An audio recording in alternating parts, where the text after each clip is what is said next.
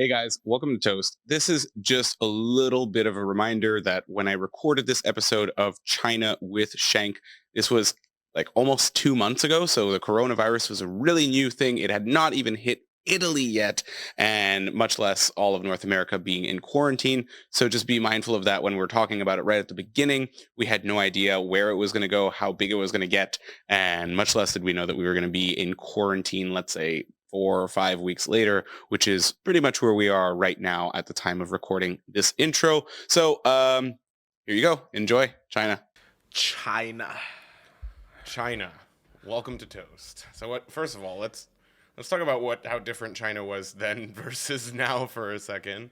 China's pretty intense. Whoa, It's one of the reasons why I want to talk about China and tell one of our stories in China is because they're all on lockdown. Yeah. Even Korea's on lockdown. Japan's on lockdown. I have a bit of fever, so. Oh shoot. Okay. Well, wash your hands. Standard flu protocol. This may be our last podcast. Lucky for you guys. We're going on live over here. Yeah. No, it was just quite funny because like a couple days ago I had where all this news just break out. Yeah. And I had this I was going outside for a smoke at my work. Yeah. And the second I came back, I saw my receptionist was like a little souris malin. You Yeah. know? And she was being playful. She told me like, yeah, your next customer's straight from China. Yeah. And then it took me a second to realize she wasn't joking. Okay. And, Well, are you worried like when you deal with now Chinese customers or whatever? No, not at all. Okay. Not at all. I mean, Yeah. it's just like, listen, if It hasn't touched Montreal. it did actually, it did, but yeah, but I find those kind of times, the fear of the people, that's what puts most work in this case. So Yeah. I don't want to be one of those. Of course, I wash my hands. I Yeah. put rubbing alcohols after, but where I refused him as a customer, absolutely not. Okay. No. All right, so let's just get into what we're here for, which is Toast, right? Yeah. Tales of a seasoned traveler or seasoned travelers. Now you've been to China a few times. We went to China. Many people may know together the first time, and that just starting that trip was amazing because, Shank's looking at me or you're looking at me like, okay, I need to buy a flight. Now, I've never bought a flight before. Can you help me get a cheap deal? And I'm like, yeah, sure. And then I just saw how cheap it was, like 700 Canadian pesos. And I was like, okay, push back, passengers too, I'm coming.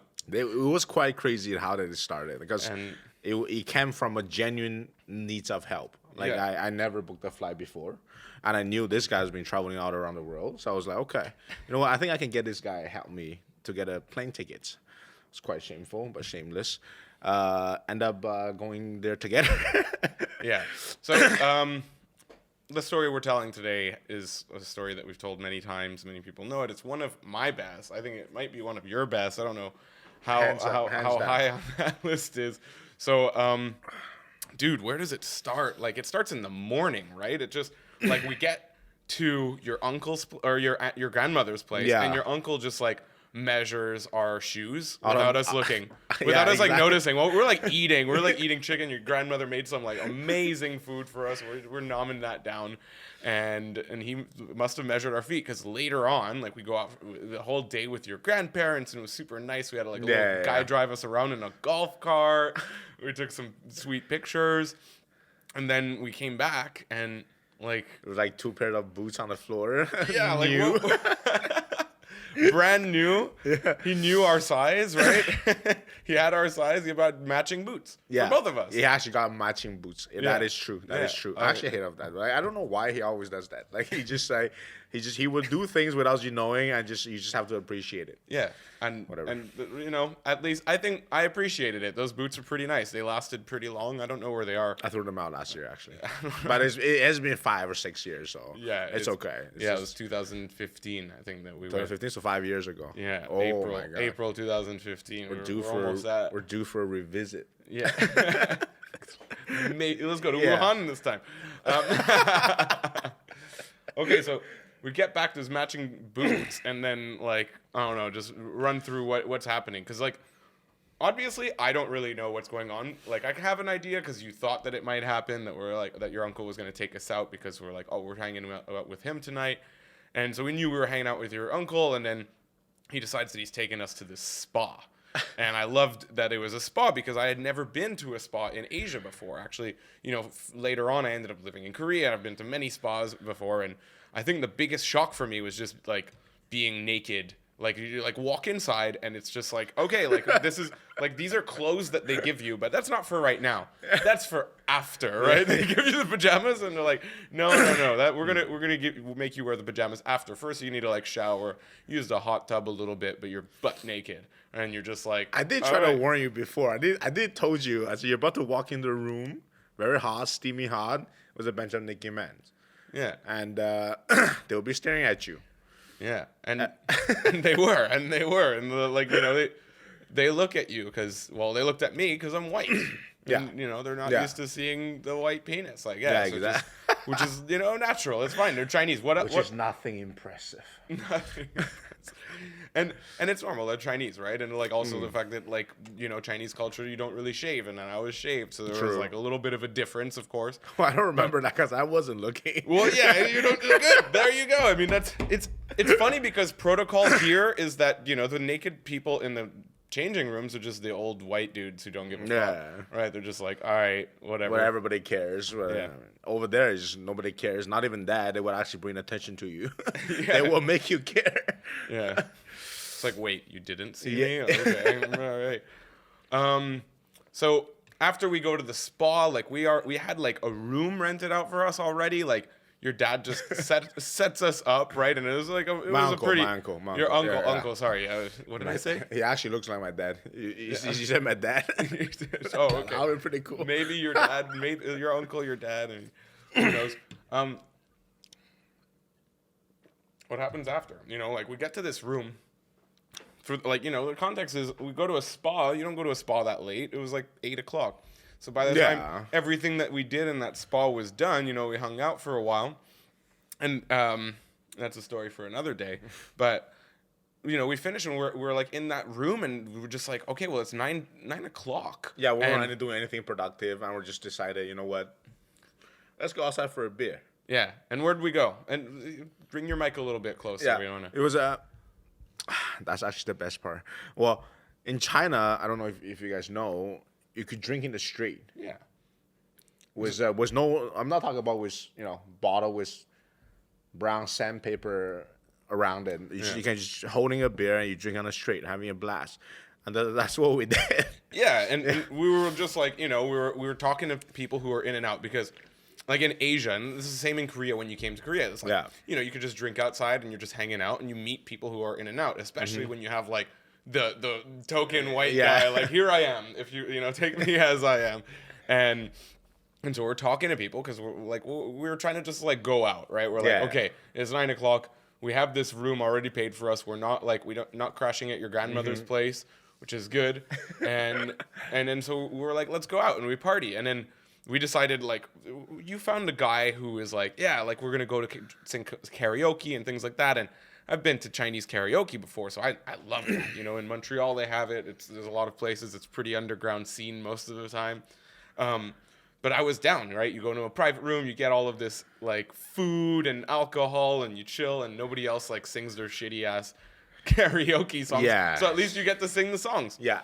I mean, we were just going with this one other Chinese guy, so it was gonna be me, you, and him, the artists for the night.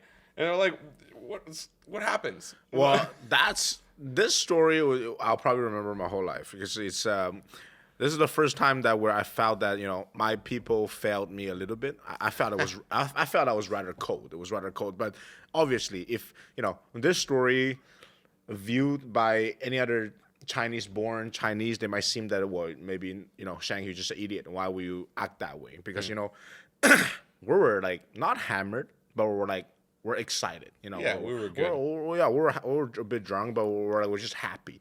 So I saw those two guys walking equally drunk as us. Then I have this, to me, great idea. You drunk, I'm drunk. Let's get more drunk. Yeah. So I was talking to him and I said, "Where are you guys going?" This and that, and end up that he said he's gonna go to this karaoke and he's gonna meet up some friends. He's gonna have a great time. I said, "Well, you know what? I have this foreigner friends, and I just came back from Canada. Things changed quite a bit.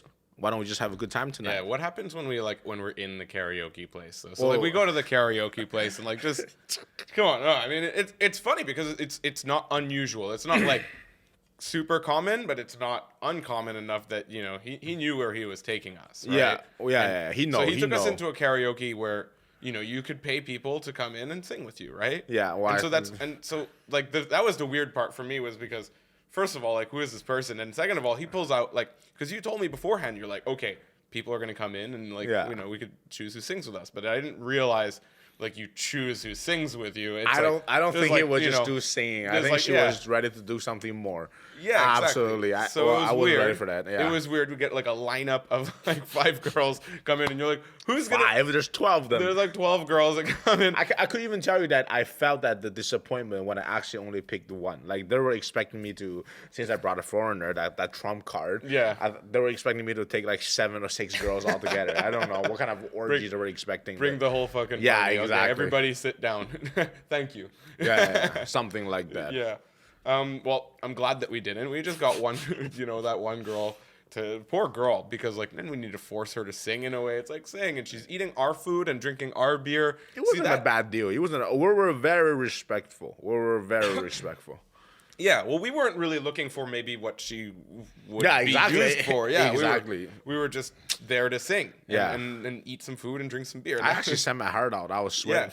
Yeah, and you sang your heart out. And then this is like the best part because to me it was like you already told me before we were going out. It was like, all right, Jordan, like my uncle and like people are giving me money and like I just feel bad like because I don't want to take the money, but it's disrespectful for me to not take the money. So like tonight's on me. So we were going out kind of like as a treat of your family. So I'm honored. I'm like sweet. I'm this is going well for China and it's easier for me to not deal with the money that I had.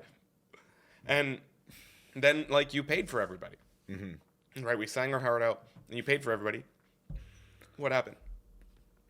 Well, here's the weird part because, while I was singing, we had this little conversation. Just sounds like a little bit of sketch. He would start mentioning about how much like that he was a little bit disappointed when we got one girl. Like he was expecting to have more food, more drinks, and he said we're probably gonna need to pay a little bit more. And then I was, I was just getting a little bit tired or a little bit agitated by this guy, and I was just saying like, you know what? Let's just call it a night. It's nothing that interesting, I can sing karaoke whenever I want, right? Yeah. Like I know where to find them, and and this girl here, thanks for her company, but she wasn't even a great singer. She wasn't singing that good, and she was eating my food, which we wanted that fruit. I wanted that fruit. Yeah, like that was good. So I was like bouquet. Yeah, and then she left anyway. So I was like, okay, you know what? Let's just call it a night. But then the second when I mentioned I was leaving, he said I owe him money. Okay. And I was like, but what money? Yeah, and that was one thing that was weird to me. So like, then you told me, he's like, oh, he said that he paid for something. And I said, obviously he didn't pay for anything because he's been in the room with me the entire time. Yeah. You left when I thought you left to go maybe pee, and you came back and you said it's paid for, let's leave. So to me, it was like, okay, we're leaving. How's this guy saying that you owe him money when I know? Yeah. Because I thought you were just peeing. I didn't even know you were paying. It was like he was there singing with me the whole time. So then we called him out on his bullshit, but that was outside. Like we went outside and we were talking, and he's like, says that you owe the money, and then he did like a pretty big move because like you said like, hey, okay, I'm just gonna call my uncle, and like you don't want to be messing with Shank's uncle, but like you said you're gonna call your uncle, and then he pulls out the grab. Yeah, I don't know why he thought about this. Because, yeah, he just grabbed my cell phone.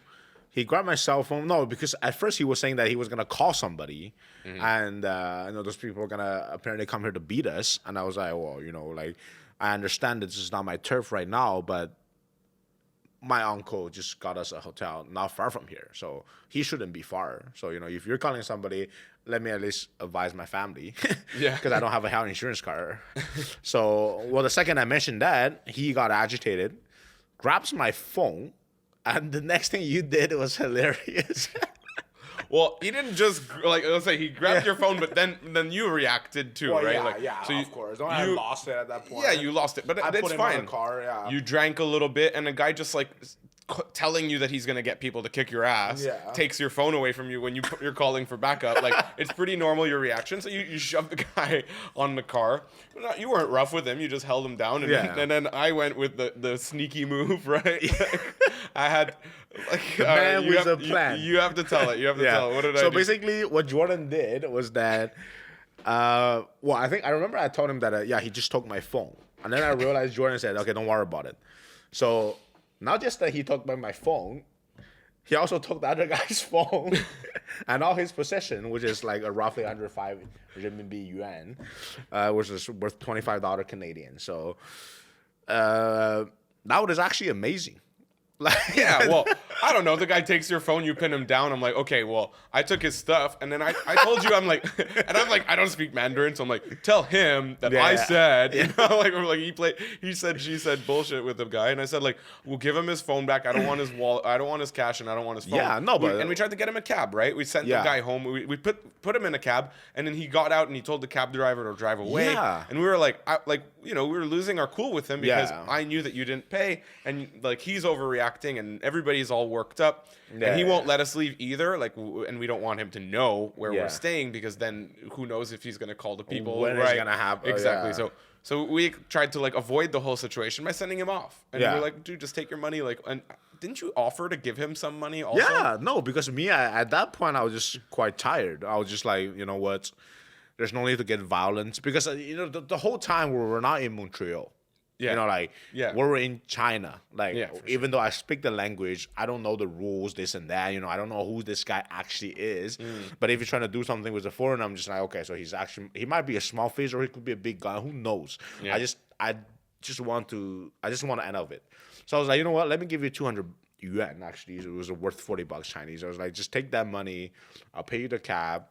Just get ahead of my eyesight. I don't want to see you. Yeah, and I thought that was a fair game, and then at some point we realized, like, or you realized, obviously, you tell me that, like, okay, the guy's not leaving, but like he's scared and he's not like gonna do anything. He's not like calling anybody.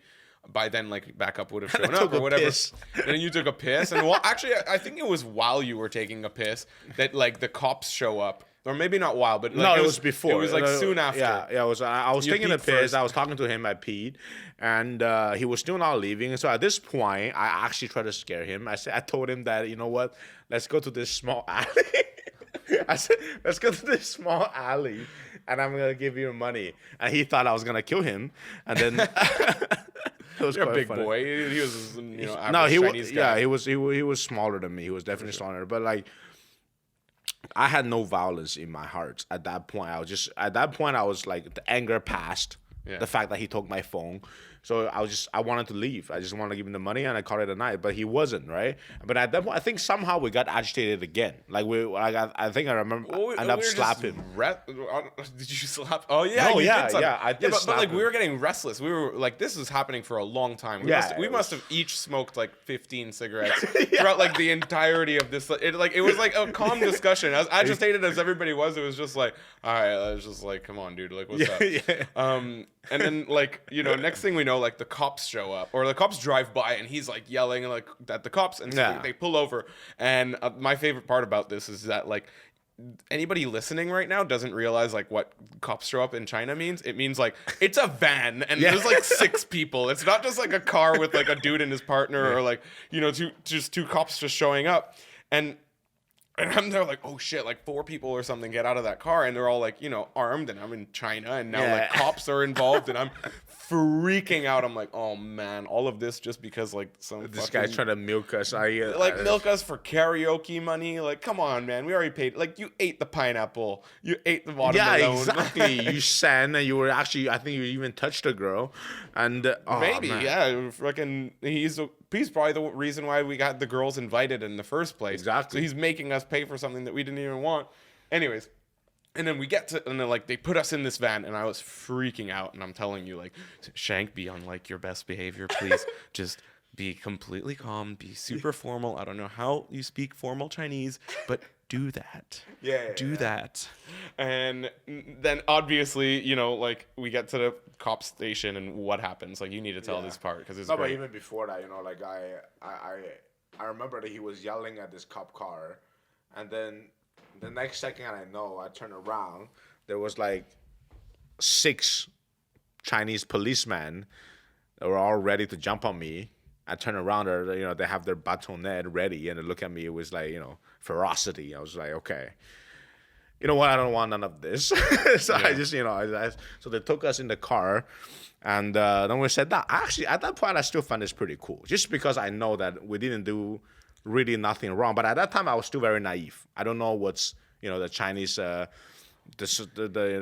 those rules, those kind of things. I don't know. So I was actually taking quite lightly. Then I told you, you were a little bit stressed, but which is fine. Yeah, because I'm stressed not just because like of the situation that we're in and whether I think that we're innocent or not. I know that we're innocent. I know that we didn't do anything wrong. But to me, I'm in like China of all countries, so I'm feeling pretty safe because I'm like maybe they treat foreigners well because they're like, we don't want any beef, like we're not gonna fuck with this Canadian guy because then Canada's gonna maybe retaliate but like react. They have to have a reaction, right? Hopefully like one Canadian is worth that reaction. No, there was 2. I'm Canadian too. No, but I think that was the first thing I knew that would have given us an advantage. So the second I get in, I said, we're both Canadian. We're travelers. We came back to visit my grandma. And my friend is tagging along with me for a project or something. And then I just very briefly, I was lucky at that time. I already worked for the bank, so at least I learned how to talk properly. And I was telling them, I said, listen, I just told them very briefly the story, professionally, and the second they heard it, I said, well, I see the guy put up a smoke, and I said, can I have one too? It was quite funny. We were actually smoking in a police station in China. That was one of the best experiences I ever had. And inside, inside. You were like just telling on the floor, like telling the story. It was telling like, the story, all right, cool. Like the chief just lights his smoke and like, tell me. And then the other guy starts telling his story. And I was there, like, giving death stares to the guy. I was like, I'm gonna kill you. And then, like, anytime the cop's looking at me, I'm just like, no, it was so funny. I don't want any trouble. The whole time, Jordan was like, he was just not speaking a word. Well, you can tell that his eyes was speaking, but he couldn't say anything. But he was just walking around like this, like peace. And I was like, that was hilarious. Like, I was gonna lose it. I was gonna start laughing, but I was like, okay, it's probably not a good time. But what really worked for our favor is the other guy started losing it. I don't know why. Yeah, well, I think he was maybe just as drunk as us, but maybe not as scared, or it's not like the same situation. He didn't have like the little Jordan on his shoulder telling him like, dude, calm down, take it easy. We can win this, or we can get out of this. And then like my favorite part of it obviously is that we're getting out, but like before I think they already decided that we were getting out, but the chief turns to you and says like, put this like amount of money, which was like, I don't know, like $20 worth or something, like Canadian, US, whatever at the time, of yuan on the counter. And that was kind of like the ultimatum, because like whether he picked it up, it meant like, he was trying to get the money, but if he didn't pick it up, it meant that like he didn't deserve the money. So like regardless, he was in that catch-22, and you had that like ultimate line as we're like leaving. I think like we're walking out and you turn back and you tell the guy something, and I didn't know what you said, but you had like a last word. What'd you say? No, just because I was still scared that if we were both released at the same time, the night might still not end. So I turned back and I told the chief of the police department, I said, listen, as you guys were driven by, you saw that we were like physically entangled together. And we went all the way this far. And if you release both parties tonight, I'm afraid that something worse might happen. And then the chief looked at me. He said, okay, I understand. We're going to keep the guy for the night. So you guys might leave. I'm just like, hell yeah. Taking it in the ass, bitch. I was so happy. No, but that was the only moment I can get it back at him. It was just like, he wasted all of our time, all of our night, and precisely, and he was trying to waste our money too. And it fucked with everything. And so you got him to just tell the guy, like, hold him in the bank. And I was super stoked. Because we got out, and as soon as the door closed behind, I was jumping. I was like, yes, like slapping your back, I was like, and we everything. got this. We did it. And I start running, and I was so excited. Dude. And I was so happy because I don't know, like Chinese jail just doesn't sound good. Yeah. There's like few things that sound worse than Chinese jail. Not many. There's a lot more things that sound way better. True.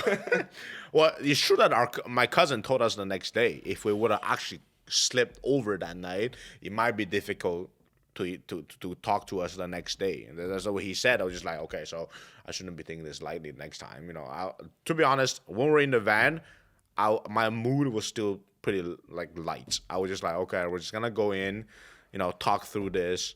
Everything basically what I thought happens, but like until the chief told us that you guys are still pretty lucky that you guys are Canadians. He said, you know, he said if you guys weren't Canadian, if I had 3 Chinese citoyens in front of me, out of you 3, I don't listen to nothing. You all spend the night here, and I will talk to you tomorrow. You know, that's what he said. I was like, oh wow, okay, great. That is cool that I have a Canadian passport on me. But the thing that hurt me the most, or actually confused me the most, is that how far was the other guy willing to do? Like, dude, at that point, it was like 5 a.m. We're in the police station, surrounded by cops, smoking cigarettes. And he still says that I owe him money. Like, at that point, the drunk me started to doubt, like, either if I really owe him money or not. Like, I paid for every single penny. And yet, he told me that I owe him money. Like, he was willing to go all the way there and still find me for the money. Yeah. That was something. That was something. Well, I'm very happy that we ended up going, you know, after we got out of that, we ended up going right back to where we met him, which was that convenience store, and we needed that celebratory beer. By the way, if you'd like some mate. Absolutely, brother. We had that celebratory beer, and that was just, to me, like the best beer of the entire night. Yeah. No matter how drunk or everything that happened, that was like the living out the high of the entire moment. So that's pretty much the end of that story, and I'm really happy that I had this mate that we were drinking before, because actually this week's stories that I'm going to be releasing on Instagram are from, you know, Argentina, which is where mate is most popular. So I want to thank you again, because you have been on the podcast twice, and I've only really had you and James, and I'm trying to get the, you know, people to shout me out for all the travel stories that I've had with so many people in Montreal and so many, like, you know, friends. So thanks again for fucking coming. And that story is just legendary. And hopefully we're gonna have Jackie to come and tell some like Korea stories. Yes, that dude is overdue, by the way. Yeah, you know, he might be coming tonight, but I don't think we're gonna do another one of these bad boys tonight. I'll be pretty stove. But everybody, thank you for listening to Toast, and see you. We'll see you next time. See you next time.